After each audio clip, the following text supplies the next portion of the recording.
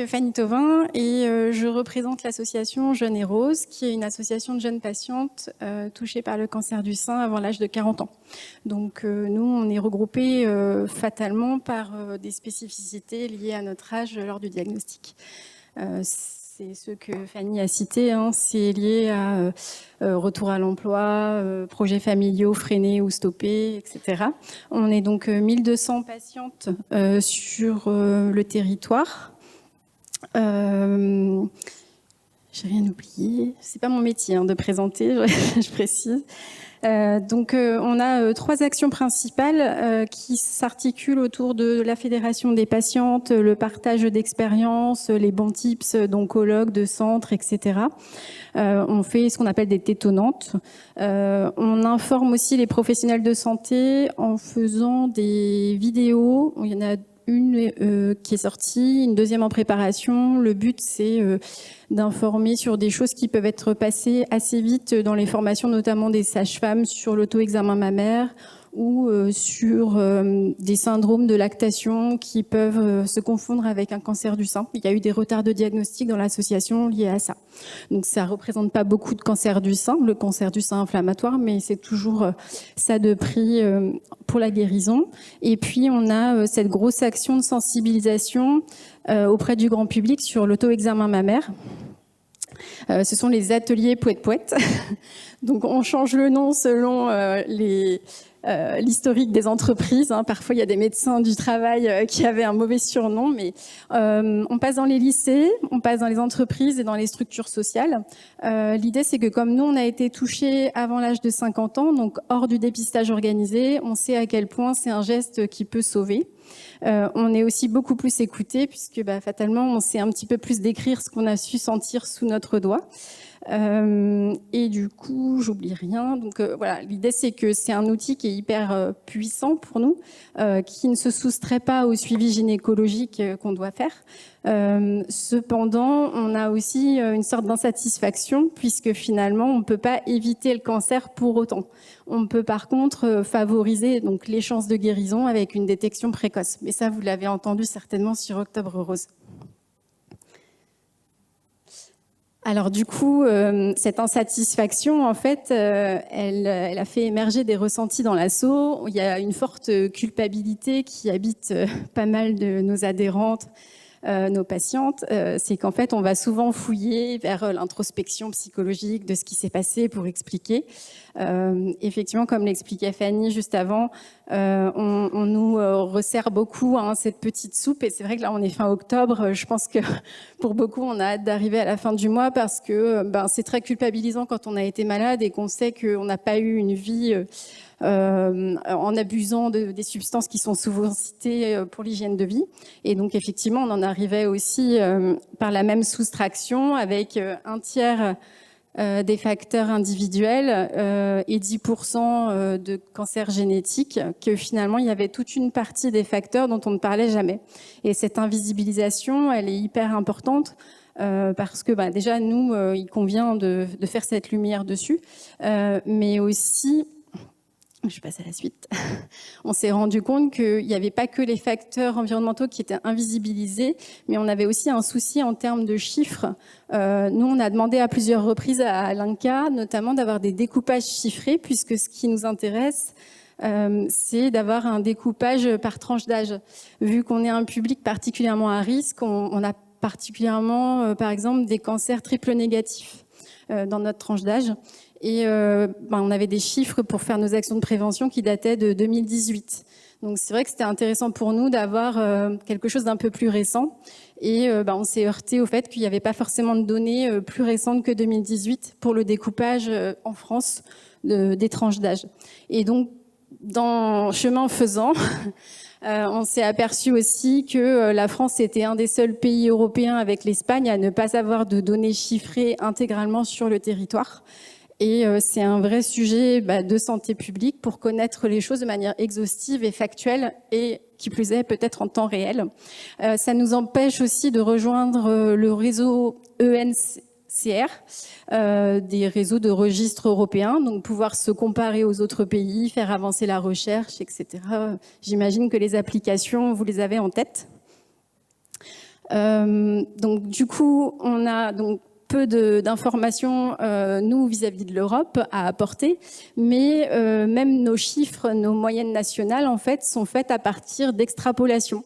En fait, on a seulement 22 départements qui font remonter les données, ce qui fait qu'après, on va faire une moyenne en se disant, bah, ces 22 départements-là, ils représentent, ils seraient le reflet de la France.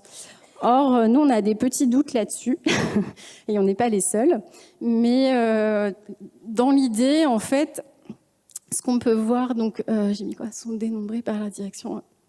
L'idée, c'est qu'on voit bien qu'il y a plein de zones de la France qui ne sont pas représentées. Donc en soi, on pourrait se dire, bah, on a peut-être mis des capteurs à des endroits qui valent le coup, pourquoi pas. Or, en fait, c'est comme si on prenait, je pense, moi je fais cette comparaison-là souvent, pour des canicules, c'est comme si on positionnait des thermomètres à Lille, Strasbourg et Angers, alors que c'est le four sur la Côte d'Azur. Et ici, on voit par exemple sur la carte de gauche, les principales agglomérations françaises ne sont pas dans les registres, donc hors des radars.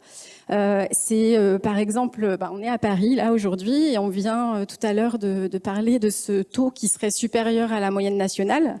Donc on imagine qu'il peut être supérieur, mais finalement on n'a pas les données factuelles pour vraiment le démontrer complètement. On le suppose, et on le suppose en le comparant à une moyenne qui elle-même est un petit peu brumeuse. Donc, du coup, ça pose un problème. On a la même chose pour Marseille, Nice et dans les agglomérations du Nord, particulièrement important, puisque du coup, dans le Nord, on sait aussi qu'il y a des taux supérieurs, notamment en détection tardive et mortalité. Au niveau des sites Seveso, on a un peu le même problème, c'est que les départements avec une forte densité de sites Seveso ne sont pas couverts. Donc voilà, la population couverte, globalement, elle est plus rurale, relativement plus âgée, plus favorisée. Et les personnes d'origine étrangère, elles y sont moins nombreuses. Donc on peut, en l'état, pas trop se dire que c'est le reflet du cancer du sein en France, enfin du cancer tout court, puisque notre sujet dépasse largement notre pathologie. Du coup, donc il y a quand même un contexte de recrudescence dont on a beaucoup parlé. On a le premier rang mondial en termes de cancer du sein, c'est 157 000 décès par an. Il y a eu donc une forte augmentation en 30 ans, les cas ont doublé selon l'INCa. Dans le monde, on a parlé de 80% en 30 ans chez les jeunes adultes, donc chez les adultes de moins de 50 ans. Donc ça, c'est un vrai sujet qui nous pousse à soutenir un projet de loi qui a été voté à l'unanimité par le Sénat en juin 2023. Donc c'est un texte de Madame de la Provoté.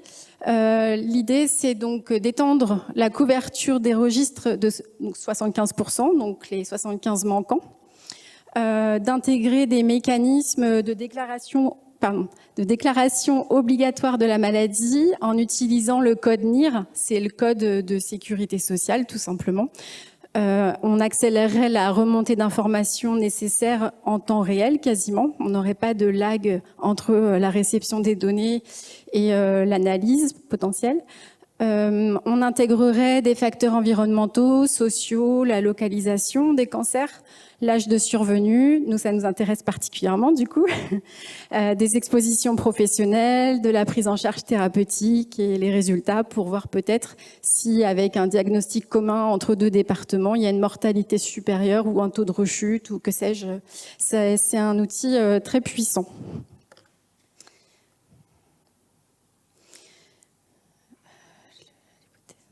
Je suis désolée, je reprends le fil.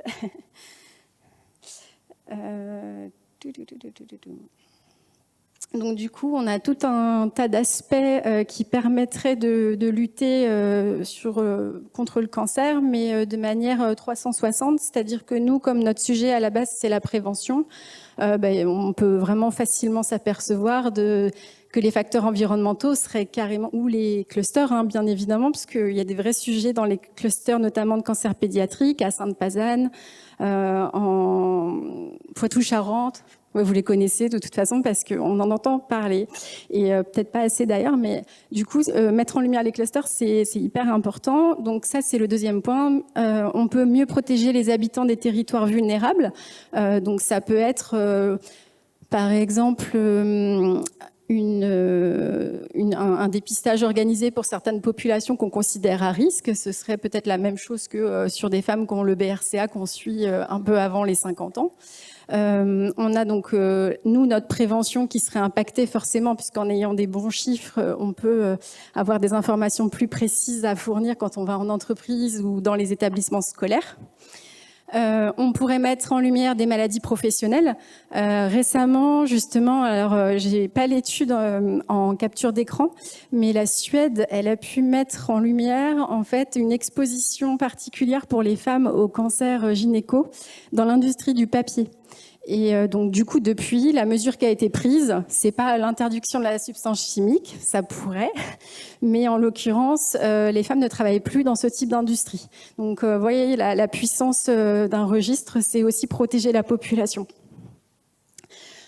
Et sinon, on a donc la mise en lumière des disparités de prise en charge sur le territoire et la mortalité. On pense notamment à l'INCa a fait une carte qui met un peu en lumière les profils des régions qui seraient un peu plus à risque avec des diagnostics tardifs, et le nord de la France apparaît comme étant un cas à traiter vraiment à part. Je pense qu'il y a une attention particulière à avoir dessus, mais peut-être qu'il y a d'autres territoires qui apparaîtraient dans ces registres. Et ce qui est hyper important de comprendre dans les disparités de prise en charge, nous on le voit dans notre association, c'est que à diagnostic égal, tout simplement, une femme qui va être prise en charge à l'Institut Gustave Roussy ou Curie, elle va pas forcément avoir accès aux mêmes traitements innovants ou avoir le même protocole qu'une femme qui va être plus éloignée sur d'autres territoires. Donc ça, c'est hyper important aussi, parce qu'en discutant avec la Société de Cénologie française, le SFSPM, ils soutiennent ce projet de registre. Pour eux, ce qui est important, c'est qu'en mettant en lumière ces disparités, après, ils seront capables de faire des recommandations nationales de prise en charge et d'uniformiser notre prise en charge. Donc ça veut dire que l'égalité des chances de guérir serait potentiellement la même. Et donc, du coup, nous, ce qu'on fait actuellement, c'est beaucoup de travail. On fait beaucoup de rendez-vous avec les députés, puisque donc cette loi qui a été votée au Sénat à l'unanimité, on a besoin qu'elle soit mise à l'ordre du jour à l'Assemblée nationale. Et on est dans une navette parlementaire depuis juin 2023. On connaît toutes les actualités qu'il y a eu, mais maintenant que les ordres du jour peuvent reprendre, peut-être qu'il y a un budget 2025 qui peut intégrer ce registre et qui est extrêmement coûteux, ça on le sait. On sait aussi qu'il y a une économie d'échelle à terme qui peut se faire parce qu'on connaît bien le coût de la chimiothérapie, de l'immunothérapie, etc. Je crois que c'est 21 millions d'euros qui est budgété pour étendre ce registre de manière nationale. Mais quand on a les coûts, je crois que c'est 6,3 milliards de dépenses hospitalières liées au diagnostic. On imagine facilement que ce serait peut-être une bonne dépense. Et donc voilà, je vous encourage à en parler autour de vous parce que c'est un outil qui aide de la lutte contre le cancer en 360, donc prévention, dans le curatif et dans la recherche. Et on a vraiment besoin, on est vraiment à la traîne par rapport à tous les autres pays, sachant qu'on a le premier rang mondial en termes d'incidence de cancer du sein, ça devient vraiment primordial. Et nous, on a un petit mantra. On pense que quand on connaît mieux son ennemi, on a beaucoup plus de chances de gagner la guerre.